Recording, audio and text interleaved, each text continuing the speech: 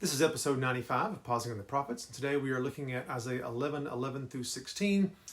And Isaiah writes, "Then it will happen on that day that the Lord will again recover the second time with his hand the remnant of his people who will remain.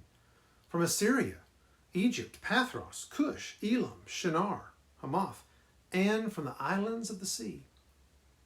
And he will lift up a standard for the nations and assemble the banished ones of Israel, and will gather the dispersed of Judah from the four corners of the earth. Then the jealousy of Ephraim will depart, and those who harass Judah will be cut off. Ephraim will not be jealous of Judah, and Judah will not harass Ephraim. They will swoop down on the slopes of the Philistines on the west. Together they will plunder the sons of the east. They will possess Edom and Moab, and the sons of Ammon will be subject to them. And the Lord will utterly destroy the tongue of the sea of Egypt. And he will wave his hand over the river with his scorching wind.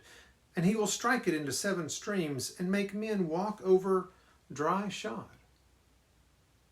And there will be a highway from Assyria for the remnant of his people who will be left, just as there was for Israel in the day that they came up out of the land of Egypt." In the last section, verses 1 through 10, we saw what the root of Jesse would do, who he was.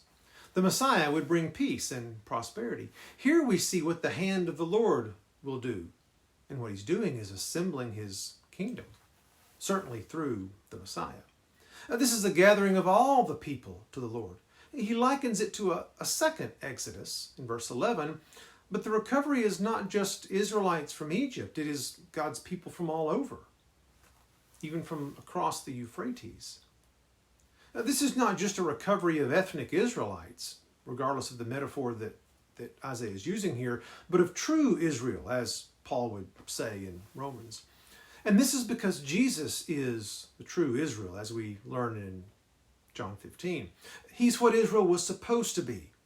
And anyone who unites himself with Jesus becomes God's people. And then God's people will be the ones who spread out and possess the land, a metaphor for the growth of the kingdom.